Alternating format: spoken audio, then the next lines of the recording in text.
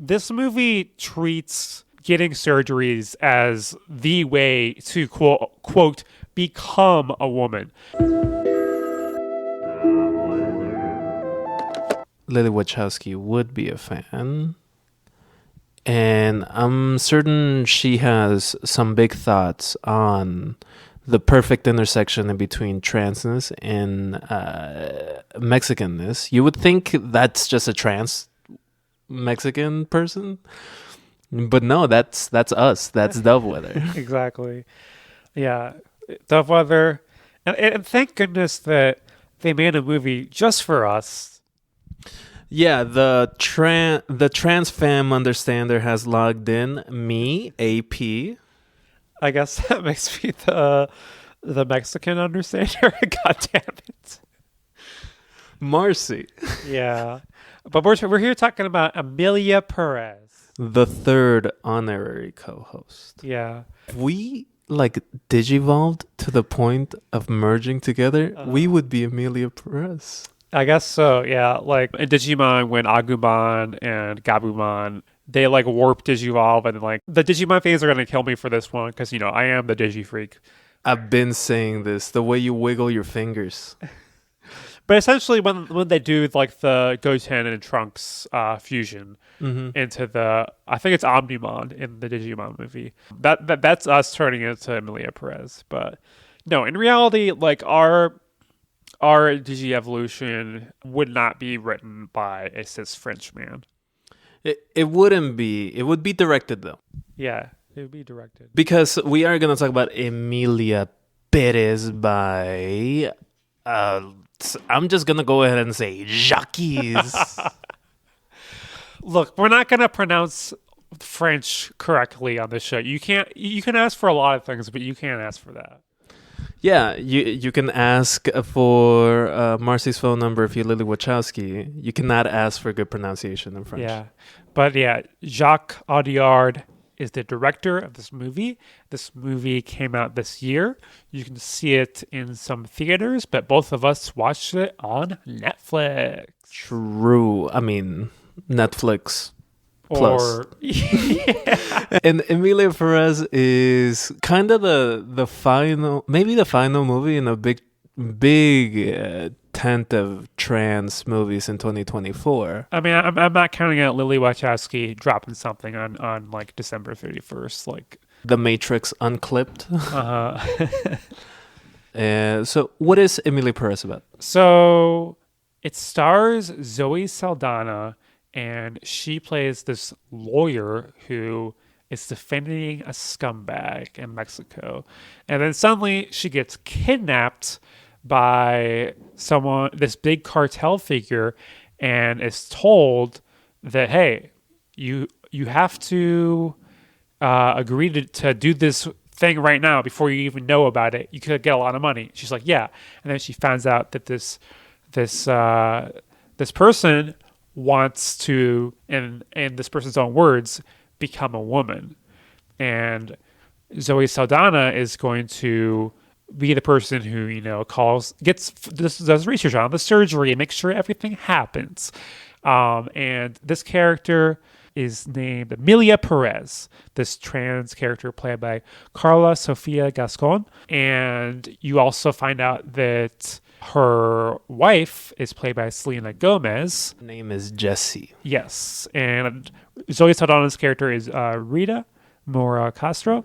And this is kind of a setup for the movie. But the other thing about this movie is it's also a musical. That is kind of this might be a movie about Mexicans. This might be about trans people, but it's definitely a musical. Yeah.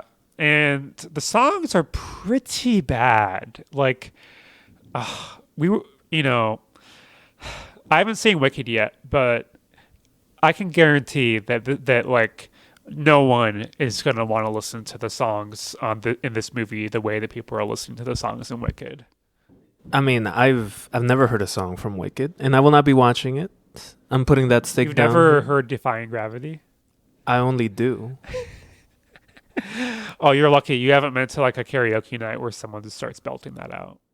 Yeah, maybe, or maybe I just like my mental antibodies just attacked that memory and got rid of it. Uh-huh. Yeah. But the songs in this movie, they're all basically just like characters saying the plot. And oftentimes the characters are just like whisper singing. And like I wouldn't even know that they're singing if the captions weren't giving me like these little musical notes next to the words.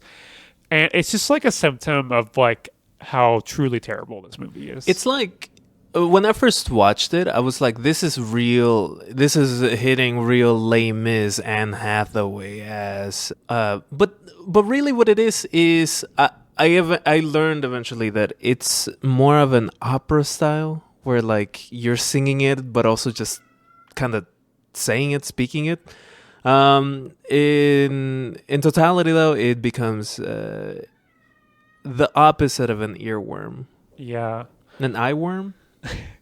Yeah, if we want to start getting into it, I think probably the most egregious song is the one where Zoe Saldana's character is in the hospital, and it's just like her finding out about like different surgeries that someone like will get if they want gender affirming surgery, and the entire song is basically the doctor or patients like listing surgeries and then her saying yes. It's kind of a wonderful song. It kind of goes a little bit like mammoplasty, Yes, vaginoplasty, yes, rhinoplasty, yes.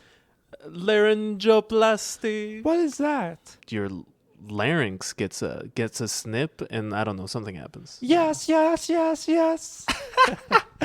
It is so egregious.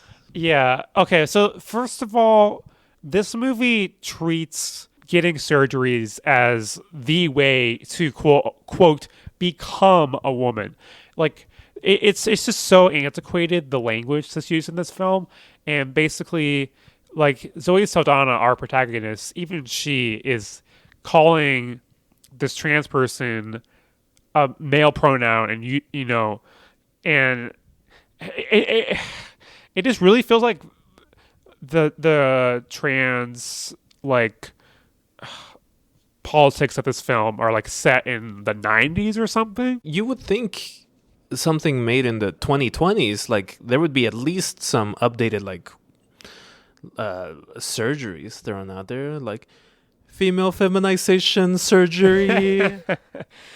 Yeah, I feel like some important context that I want to give near the front of this episode is that this is a movie that's in contention for Best Picture nominee at the Oscars. So it's not like we're just like ragging on some bad movie. We're not picking on a Frenchman. Yeah, it's not like this is like an obscure movie that like some idiot made and no one's paying attention to. This is like a movie that unfortunately is getting a lot of attention, and people are going to be patting themselves on the back for supporting it. But it's like, including us, we are part of the Academy, and this is actually the start of For Your Consideration campaign. yeah, Empress of was just the appetizer in terms of for your consideration. It is very self-serving, though. Yeah. You just hit that. Yeah. You know, like one of the things that I brag about daily. If you follow us on Blue Sky, you will see me like just what's it called? Skeet. Yeah. I'll skeet kind of hourly. I am a man. I am a cis man. I am a man. I am a cis man. But what's that sigh all about? It's just like there's just so many things in this movie that are just like such a head scratcher. Like there's the song where she's singing like half man, half woman, half alive, half dead. What?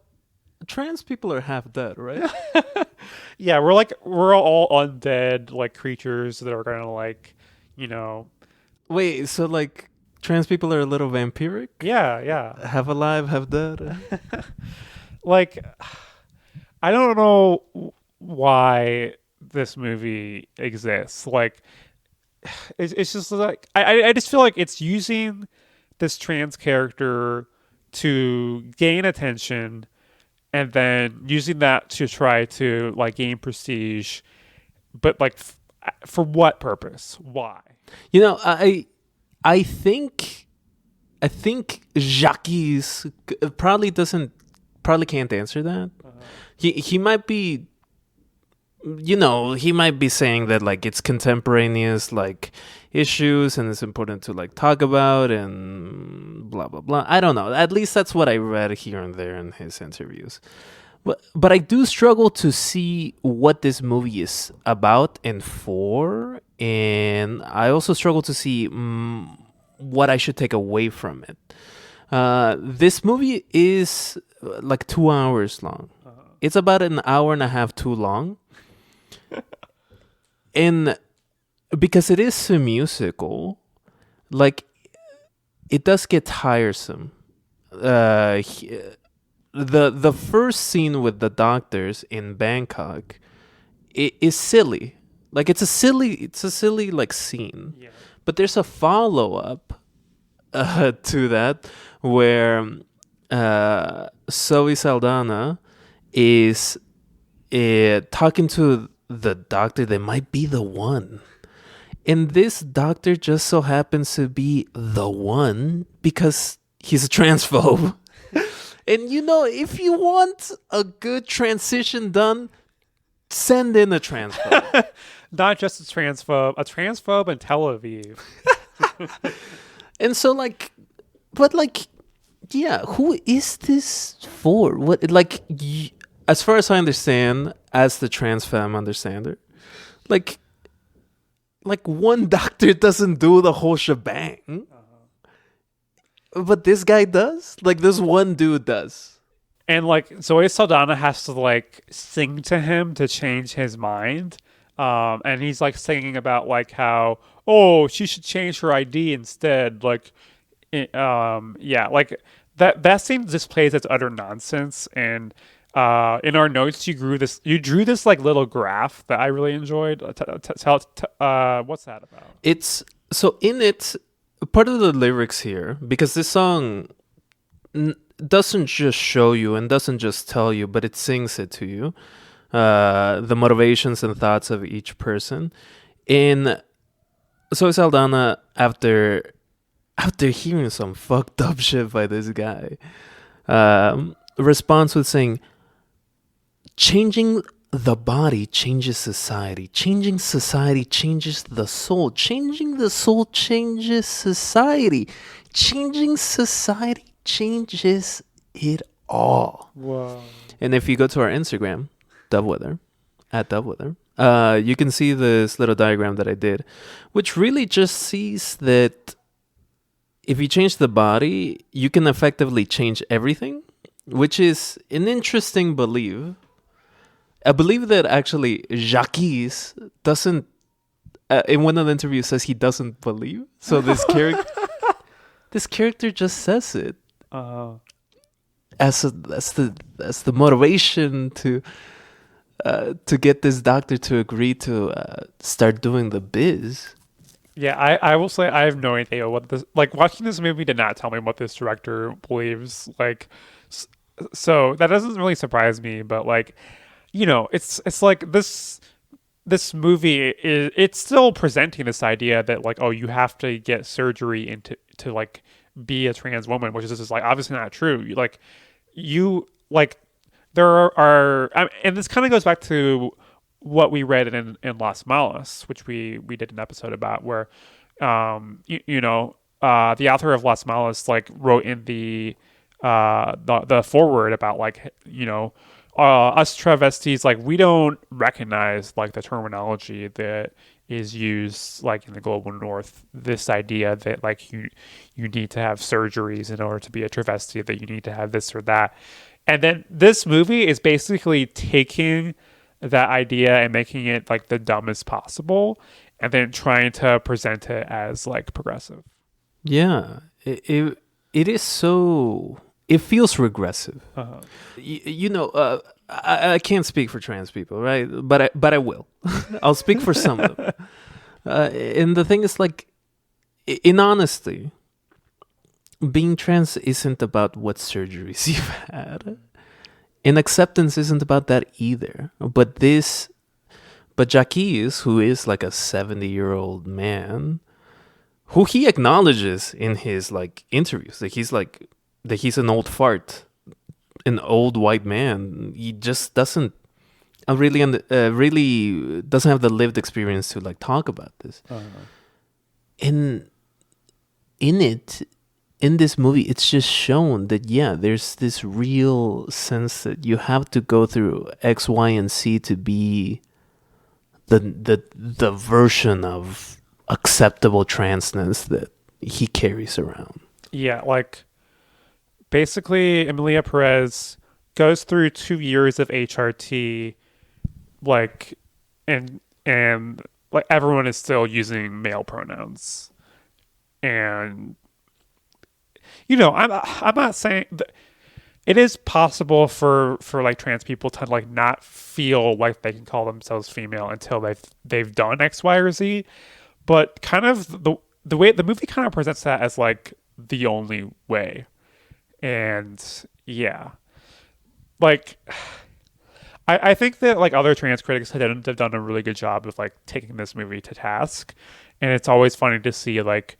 the main reason why this movie is getting awards attention is because of like cis critics and like awards voters. But I think especially thinking about how this year has been such a great period for like trans movies that are created by trans people, like I Saw the TV Glow, like People's Joker. The fact that this is the one that's like getting the real prestige at the end of the year, I think that is more of a black mark on that prestige than anything else. I mean, I see that. One of the things that we agree upon is that this movie is self-indulgent. And I think one of the reasons maybe why it's getting so much Oscar talk, so much awards, is that it's kind of an easy movie to understand. There is no, you could never meet a trans person, watch this and be like, I understand the trans experience now. Oh, you just gotta get a vaginoplasty and then a BBL and lighten up your skin somehow, and then bam, you've changed genders.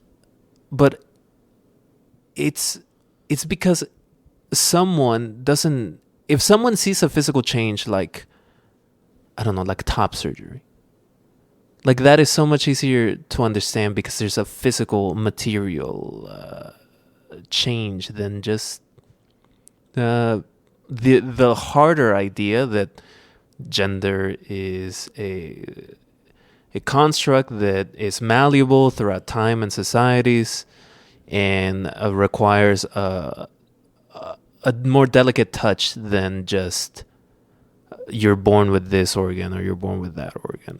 Yeah, I mean, there definitely were plenty of people who watched I Saw the TV Glow and like didn't understand it. Like, there were even some critics who didn't even understand that it was a trans narrative. So, yeah, I think you're right that this is definitely a lot more dumbed down. I also think that because it's like so operatic, it's so extreme. There's like kidnapping, there's cartels, there's musicals, there's Switzerland. Yeah. There's Selena Gomez with a bad Spanish accent, which I'm gonna let you talk more about. I mean, yes, but we'll get to the Mexican side of this in a bit. I do feel like I do feel like I'm talking a lot about the trans side of things, but I want to hear more from your thoughts. Yeah, I think. Okay, I'm just gonna say it now. I'm gonna spoil the ending to this. So if you really care about how this movie ends, watch it. Come back to this. If you think I don't want to watch this movie, it sounds really bad, then you're probably right. But here we go. Spoilers. So, the ending is really bad. It ends with a shootout, and then Emilia Perez being thrown into the front hatch of a car, and Selena Gomez pointing a gun at this man who's driving, and then all three of them in the car careening off a cliff. The car explodes. They all die. Very fucking dramatic. Yeah, that's basically the end of the movie.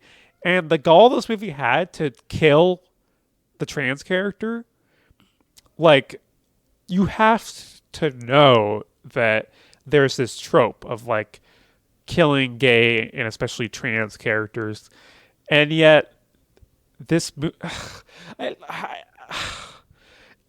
was just kind of aghast when I saw that. I feel like the first act was really bad, the third act was really bad, the second act I try to find the good things in things, so I didn't hate the second act as much as the first and third.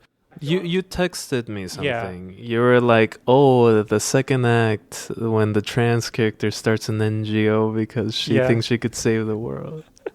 Yeah, I definitely have my critiques of that act, but I at least feel like it feels a little bit more grounded in realism, while the first and the third acts are mostly just there to like shock and provoke you. That it just felt very egregious, and there, I'm not saying that no trans character can be killed ever, or that like no main trans character can be killed ever, but like this movie just fell into so many of like the stereotypes of like the trans movie that it just feels so silly that like it's getting so much attention. And I know that probably shouldn't put too much stock into like, oh, this movie's getting awards attention, so that means that we have to look at it with a different eye. But I went to www.autostraddle.com to see the review that they made, and she's a trans femme, and the thing that like she went through pretty much throughout her review is those tropes. It's killing your trans person. But more than that, it's also like the belief that like transitioning is similar to death somehow, or that you have to leave your family or your children to transition, and these other things. So like when you were watching this, like were these like emotional points that the movie wants you to feel? Like were they like were they hitting? I mean, I think it helped that I kind of knew what I was getting going into it. I've heard from other trans friends what this movie is like, and the trailer kind of lets you know like what you're getting into. So I was mostly kind of like laughing, I feel like, in the first half at what I was seeing, and I feel like the only like moment where I really got emotional, I think, was like there was a scene between Emilia and one of her kids, and they're like singing to each other, and I think that's partially because like her performance, I think, like in that scene is mostly good. Like some of the writing is still pretty bad, but it was, it's sweet to see a trans woman sing to her child and have her child sing back at her. So there were moments of the film where I was like, okay, but like everything else just like ruined it so bad that I was like, this is still the worst movie I've seen in a very long time. Yeah, no, I get that. Some of my favorite parts of Las Malas were the sweetness that all these trans women were showing the baby they found. So I get that. I get that same sensation when I saw Amelia and her kid share that moment. When I am not trans, I was seeing that all I could see it is just, it's this feeling of almost like a caricature of a woman. Like this sense that like the highest level a trans woman could become is what is effectively a cis woman, which is bullshit, like what it is, the highest level of trans femme can reach is being a podcaster. God damn. And throughout it, like it felt like I was just watching trope after trope. Yeah. When I don't, I want to mention something here, that there isn't a real change in between the character Manitas and the character Emilia, and that is of course the pre and post transition. And these are characters, I would never. Yeah, and I feel like the movie it's hard for me to know like what the right thing to do here is because the movie uses that other name. The movie doesn't really understand what a dead name is. So like for instance, Selena, I clocked it. I was like, oh, Selena's gonna say that name at the end of the movie, and then it happened. And I'm like, yep. So yeah, Very strange. Yeah, clearly like a representation of how shallow this is. But there's a demeanor change in between the transition. In a way, Emilia is actually a way more fun character to follow and a way more interesting character to observe. There's a moment when once they meet up again, and they're in Mexico, and they're sitting on a table at a restaurant, like that conversation they're having in Spanish just feels so real to me. At a certain point, Emilia says, "¿Te puedes quedar aquí? Es chido." And like when I hear in that conversation and the way that she delivers that chido, which just means cool in Spanish, it feels so real. Like I've had I've had a conversation with someone like that.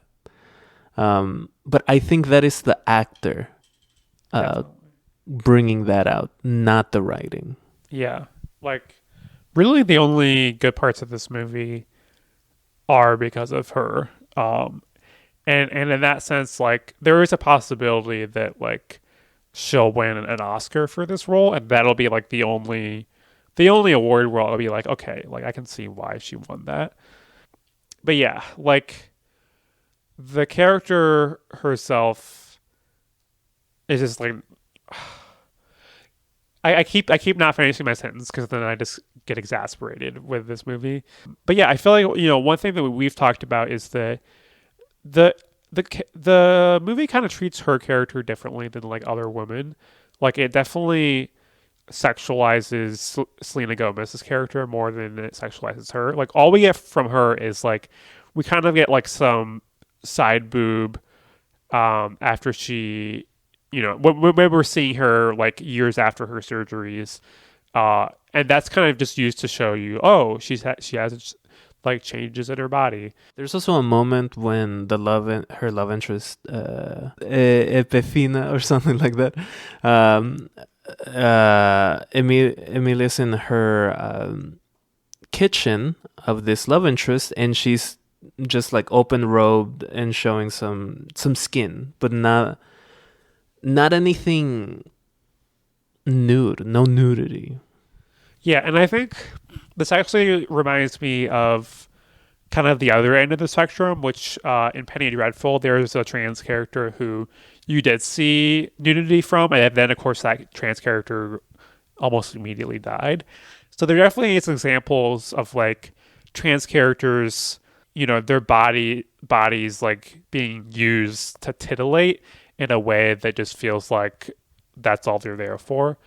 So I don't think there's like a right way necessarily to do this, but But then you add the dimension of this being like a French director who presumably that is in the cast of human beings. That's one of the horniest possible layers you could be in. I will say if you want to see a good use of like a trans character being sexualized, look at The People's Joker, because there you have Vera Drew. She's the director or the writer of the movie, and she's the star, and you can tell that she's getting a lot of joy of her tits being on display in that movie. And seeing her in person at the music box, it was very obvious that like she loves to like, strut her stuff. So, I love cases like that where a trans woman is just being hot on screen. Yeah. V- Vera Drew's got me acting unwise. In like another movie, one that I saw recently, A Fantastic Woman, a Chilean movie. There's just like there's some tasteful nudity in it that you would expect in kind of like an adult drama. It's not vulgar. It's not like incredibly like erotic, but it's enough to be like, okay, well, this is a closer representation of reality than whatever the fuck Emilia Perez is happening in. Because there's two sections that I think about, like the sexual eroticism being shown, and that is when Selena Gomez is doing her rendition of Cabaret, the Welcome Bienvenue Welcome song, and another part where Zoe Saldana is like in a gala and she's just like she's throwing that thing around, and at a certain point miming like cunnilingus, but like Emilia Perez is never given that eroticism. Uh-huh. Yeah, this also reminded me, somewhat tangential, of the part where Zoe Saldana brags about having a fat ass, and I know you have thoughts on that. Oh yeah. I mean, well, look, all asses are beautiful. Just some asses are juicier, okay? And Zoe Saldana's great, but like what in that moment, it really is like this regressive belief that like a big ass is a negative for a woman, and that really does feel how antiquated Jacques' views are, because like we live in the post BBL world. Like we live in the post J-Lo, the J-Lo pioneering what can be brought out on public, even Kim K. That scene also is a scene where like there's a bunch of like working class people around singing with her, and I feel like the first of all, this is like a movie about a very rich person transitioning, and like there's so many, most trans people like are poor and working class and like can't even afford like the gender affirming care that they want. So the fact that this movie focuses on someone where money is not really an issue, it's like, what kind of trans stories are we telling? And also just like the way that the movie uses like working class people as props. I also think of like one of the first scenes where Zoe Saldana is kind of marching with people who are basically like protesting. But like that scene is really more about Zoe Saldana getting ready to like defend, a murderer. So yeah, I think a lot of these issues are connected, like the gender aspect of it, the class aspect of it, and of course like the racial aspect of it. It's the guy she's about to defend isn't just a murderer; he's a wife killer. You might even say a femicider. And Jacques, like he is walking around with an antiquated belief on, a lot of what Mexico is. In that song, in that beginning song, like I think we're supposed to see Zoe Saldana as a kind of like a avenging, like a hard put upon lawyer that wants to see the world a better place, but that isn't backed up anywhere in the rest of the movie, even in the NGO side of things. Yeah, the NGO part is like really funny because I'm like, yeah, someone transitions and they immediately start an NGO, which also, plays into the class part of it is that she has the resources in order to do this. But yeah, I'm really excited to hear your thoughts about like the movie's like depiction of Mexico and especially like how the politics have changed in Mexico in the last 5 to 10 years and how that's not shown in the movie. Yeah, thank you for that tee up. I when I see this, I am a trans ally. I have a pin and everything. I I see the inconsistencies, but also I see the inconsistencies in the antiquated beliefs of Mexico being shown. This movie was shot mostly in studio in Paris, not in location in Mexico. And this movie starts with a woman being killed. There's a big narrative that femicide in Mexico is a big issue, and it is. It's just also a narrative used for anti-Mexican and anti-Latino purposes. Too many, like no woman should be killed. No murder should happen. Except if they're a CEO. Parody. Uh, we were in Brooklyn, never Manhattan. And part of it is also like the way that is followed up by seeing this drug kingpin that is just an archetype that exists, and especially in Mexico City, like drug kingpins exist in Mexico, yes, but they exist in specific places. Like Mexico City is the heart of power for the state of Mexico. They keep that shit not. It's not perfect, but that's where all the power is consolidated. And throughout this, you see some other things pop in here and there that just shows how they're walking around. Jacques is walking around with the simplest racist belief of what Mexico is. One of them being is when Zoe Saldana is about to fly to Bangkok, she is on a phone call with like some airlines customer service trying to buy a ticket, and the customer service is like baffled that this lawyer might take a first class flight to Bangkok, and that's just so strange. Mexico is one of the largest economies in the world, larger than Spain, larger than the Netherlands. But in the mind of Jacques, it's beyond belief, or it needs to be shown as a spectacle that a Mexican might take a first class flight. Yeah, I feel like he's trying to be anti-racist by like calling out certain things in the movie. Like Zoe Saldana's character basically says that the reason why she says she'll start her firm when she stops being black. Like that's what she says in the song.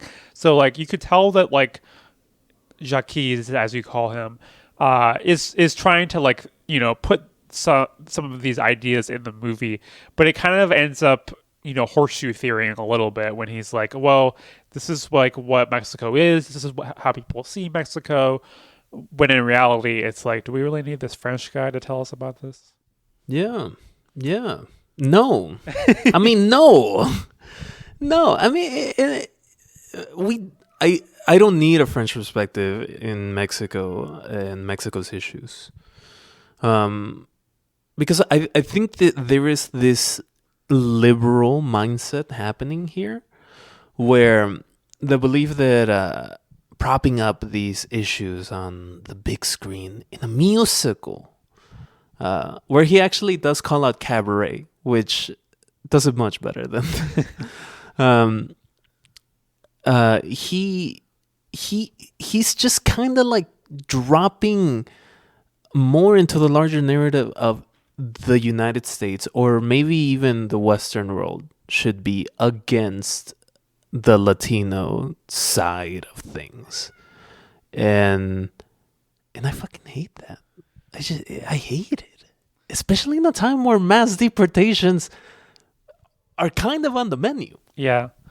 There's the scene where Zoe Saldana is singing at a gala, and she's talking about how like all the Mexican government officials are like corrupt and like have like slit someone's throat or done something terrible. And it's like, okay, so this is like what you're kind of presenting as like all. I mean, it's not all Mexican government officials are in the room, but all the ones that are in the room are like this. So like, what are you saying and what are you leaving out about like America's complicity in what's happening? It's so odd. Even in that scene, like Emily talks, Emily, Emilia talks about, oh, she doesn't know the British royals. The British royals are some of the biggest monsters ever. And yeah, the judge that is just there. Yeah, that's the pinnacle of evil. And it's so odd. It's so odd. It's not a conversation of the 2020s. It's a conversation of the 1990s. And I think that is also why there's like this so much Oscar talk about it. Because it is just showing, it is reinforcing the belief that of the larger narrative that exists now. A couple of other things to note is a lot of this is about showing how dangerous Mexico is. There's a lot of murders that happen in Mexico. There's no denying that. There's in 2023 there were close to twice as many murders in Mexico than there were in the United States. No one needs to be murdered, like but seeing this scene that we talked about earlier, about in the restaurant where this conversation is happening in Spanish about Zoe Saldana staying and just kind of chilling. A mother passes by and gives a flyer. This flyer has a picture of her son, and she says he's missing. And that is a clear allusion to some very famous murders, disappearances that happened in Mexico in 2014 in Iguala Mas. It's where about 40 students who are learning to be teachers, were disappeared, probably murdered. But like, I don't want to, I don't want to believe people are dead, if they're not confirmed. And that's a clear indication of that, to the point that she says, yeah, they went down south and he went missing in fall 2013. And what happened there is a tragedy. But why is this French man alluding to this tragedy for the sake of describing Mexico as a dangerous place in every corner? There's a montage of talking when the NGO side of things are happening, where a gunman is talking about where they left all the bodies. And I did a quick search of every place. I'm bad with directions. And it's about 3,000 miles from the northwest side of Mexico down to the southeast side of Mexico, where this montage is saying, yeah, we killed people everywhere. Everywhere. In every dark corner of Mexico. And there's a million of those. So yeah, fuck this guy. Yeah, I think I also think like the way that Fuck Napoleon the Third. the movie presents this NGO as kind of like the solution to like this huge societal problem. It, it's just so funny that this movie brings so many like parts of liberalism together. Like this idea that like I mean, in America, we're very, especially in political organizing, we're very familiar with like how NGOs like they usually like they're treating a symptom of the problem. They're not like actually solving the root issue, because if they would solve the root issue, then the NGO wouldn't be needed anymore. Then you wouldn't need to have these big galas where all this money is raised. And it feels like a very Hollywood thing of like, okay, let's have them start an NGO and it's gonna solve this issue. And I also feel like, this is one of the things that is used to like stir fear in people, like this idea that like, oh, if you go to Mexico, you might get kidnapped, you might go missing, etc. And yeah, just like the way that the movie treats all of this, it just feels icky to me. And I know that off mic, we've also talked about how let's bring the AMLO into this, and like let's bring the evolution of like the feminist movement in Mexico in this. Like what is missing from this movie that has been happening in Mexico? In 2022, you and we lost the right to abortion in the United True. States. That kind of sucks. I mean, I don't like it. But in 2023, Mexico decriminalized abortion. They didn't exactly legalize it, but the Supreme Court decriminalized it. In other words, you could just get an abortion.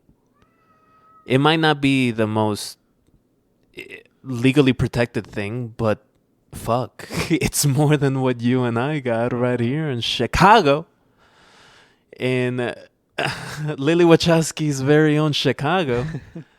and that came about after years of this feminist movement that's been brewing since the 70s, trying to push for rights.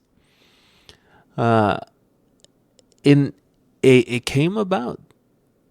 It came about, and part of that is also this larger move towards socialist left and economic left movements that started under AMLO, who was the former president of Mexico, where he did things like double the minimum wage for people in Mexico. He also started nationalizing the energy sector in Mexico, removing some like regressive policies that were set in the previous administration under Peña Nieto on things like the big national petroleum company Pemex is now more owned by the state, and all of this has increased the standard of living for Mexicans. So many Mexicans, literally millions. I think it was like 20 million. I think I read about 20 million Mexicans have been yoinked out of poverty under AMLO. I would love everybody to be yoinked out of poverty. The newest president, who is Claudia Sheinbaum, was kind of mentored by AMLO, and she's followed up on all these like victories. She's increased the ownership of those energy companies. And she's just very recently, she put some grocery price caps on things like corn tortillas, soap, beans, that kind of stuff. Things that actively people talked in the United States in the 2024 election how they wanted to vote for Trump because the egg prices were too high. Yeah. But in Mexico, they did the very radical, impossibly radical thing of saying, no, you can't price gouge people. Yeah. But Jacques doesn't know dick about that. Yeah. Like, I wouldn't even be surprised if, like, you know, he's like, oh, I should just set this in Mexico. Yeah, we can have the cartel.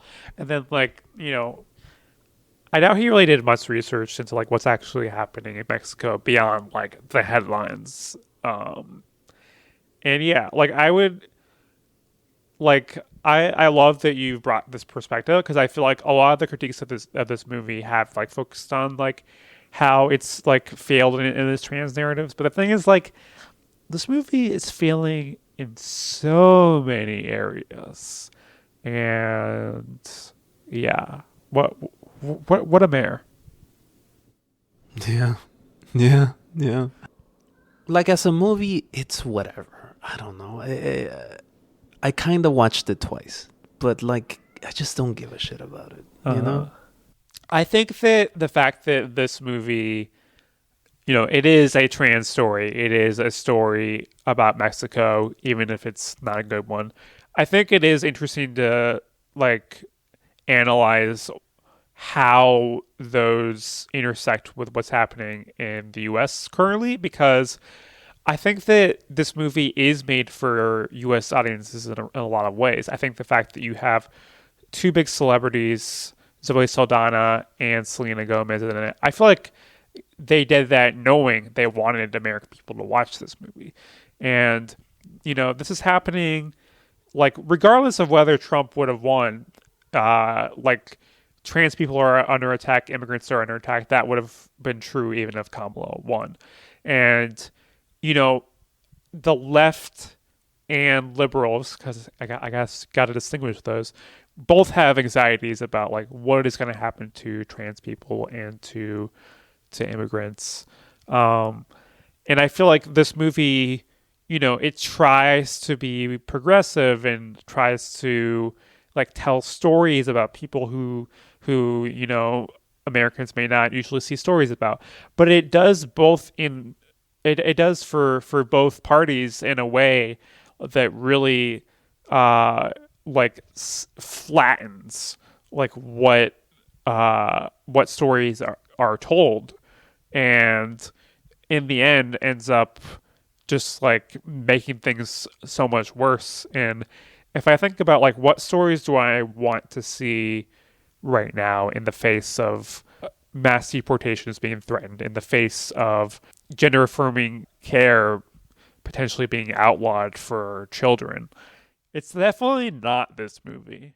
Yeah, I agree.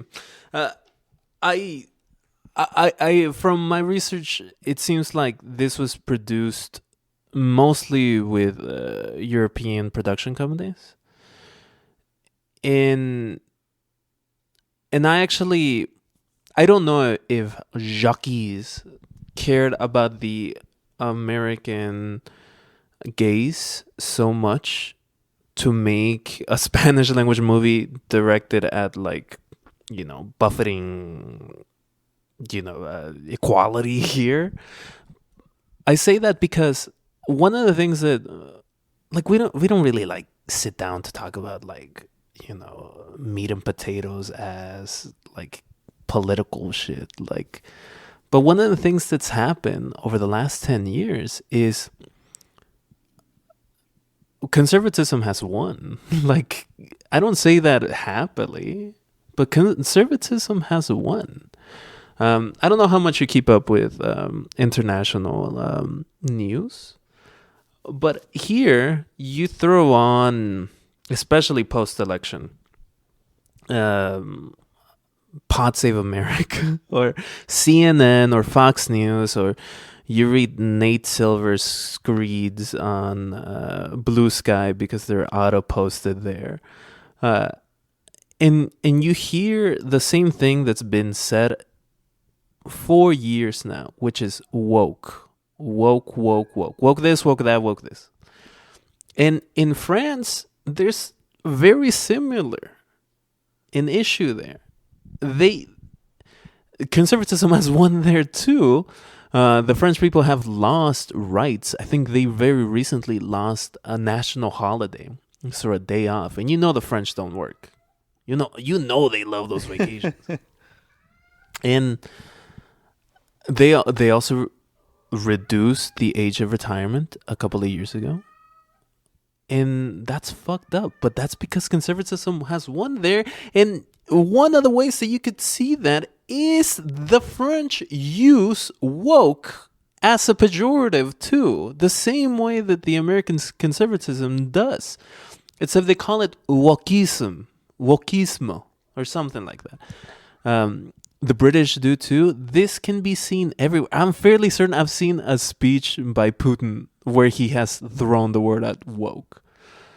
And it just shows that internationally, especially in the West, and very ironically not in Mexico,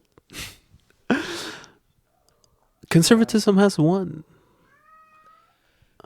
This is making me remember that we forgot to do Hopecast last time, and we definitely need to do a Hopecast at the end of this one, because I think like conservatism is definitely on the rise, and like there are definitely many cases where like conservatism has won, but I feel like, you know, I'm optimistic, or at least I try to be, and I definitely see instances where like you can even look at this recent election, and it's easy to like use the narrative like, oh, America shifted right, but then there are all the cases where it's like, okay, well, maybe America just didn't really like Kamala, and didn't see any other options, and actually people do want abortion when they can vote directly for it. But yeah, definitely there are cases like all over the world. And this French guy, he's not going to highlight like the ways that Mexico actually is getting better. He's gonna just he's not going to look inwards at France either. He wants to just make something flashy, something that's gonna get people talking, and. Yeah, regardless of whether he made it with American eyes in mind or not. It blows. You know, before we get into the Hopecast, I feel like we got to talk a little bit more about Selena Gomez. I would say she gives the worst performance in this movie. And, you know, she's had good performances in other pieces of art recently. Like, I'm not like a huge Only Murders in the Building fan, but I think she's pretty good in that. But this movie... No, not good at all. And it is funny. I looked at it and I saw she has been nominated for some awards for this movie. I know. Internationally or here? Is she gonna win a Juno award? Yeah, I want to like. Is she gonna win a BAFTA? Yeah, so you know, on the Wikipedia page they have like the list of accolades, and Selena Gomez, you know, she was nominated for an Astra Film and Creative Arts Award. She got the Spotlight Award for IndieWire Honors. And wherever IndieWire goes, the Academy goes. Yeah. The Virtuoso Award looks like it went to both Carla Sofia Gascon and Selena Gomez from the Santa Barbara International Film Festival. So, you know, certainly she hasn't been the main focal point of awards attention, but she has gotten some. I have to say, the only award she deserves is the Razzie. Yo. Yeah, you could remove Selena Gomez and the kids from this. I'm gonna try to keep the kids, but we can compromise. I mean, we're different people. You could remove both those aspects, and I would like this movie better. When you hear Selena Gomez's accent, are you like, oh, pues eso se escucha como español? So you told me you watched the movie before me, and you told me that like her accent was pretty bad. So I was on the lookout for it, and I was like, yeah, I can tell that the way she speaks Spanish is different than the way that other people are. I feel like I'm not enough of an expert myself to like give detailed critiques, but I could definitely tell that there was something weird going on. Because it would be racist if you would do it.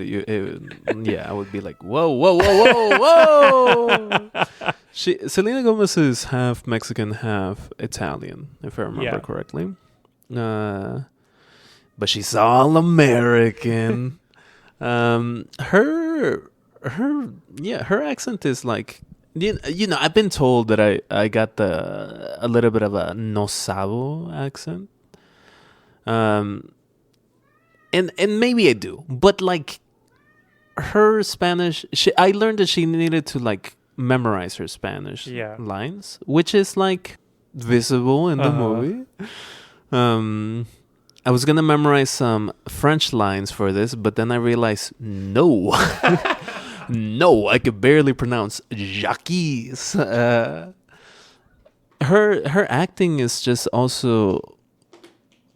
I like her dancing more than I like her acting. Definitely. Yeah, I'm gonna try not to be too mean, so I'm not gonna like say. Did you just use me to say all the mean things? Wow, typical. Well, the things I want to say. White woman activity. Get your brown man to do the thing. thing. Okay, the main thing I want to say is I feel like her legacy as a pop artist has kind of gone downhill. Partially because there was that, I think it was like a Billboard list that recently came out as like the best pop, or like the best pop artists of the century so far. And like Justin Bieber was in the top 10. Selena Gomez nowhere to be found. So like, are we finally able to admit that like she's not like a compelling pop artist? I literally know 0 songs of Selena Gomez. I literally only know her as a billionaire because she like has a line of makeup, I think. That's it. Yeah. I think she was a Disney kid, but I literally I do not know. Yeah. I do not know. She was good in Spring Breakers. So there's that. I saw Spring Breakers once, like literally 63 years ago. I don't remember much of it. Yeah. So yeah, Selena Gomez, she has talent. She's done some good things, but this is not one of them.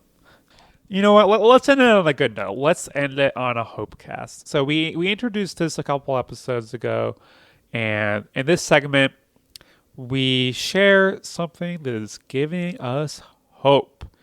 And we could just go ahead and say up top, something that's giving the both of us hope is how dominant Emilia Perez is gonna be at the Oscars next year. So we'll just get that passed. Yeah, that's the freebie, of course. Yeah, that's the middle of the bingo card here. Yeah, and yeah, unfortunately, I don't think I can say the death of CEOs because that would be too obvious. The life of CEOs. I will say something that's giving me hope is that I think that trans writers are starting to be recognized more, and I mean that both like in the creatives, for the creatives like Vera Drew, like Jane Schoenbrunn, who got a shout out from Martin Scorsese, and there's also like in front of the camera like Hunter Schafer, just dropping heaters. Yeah.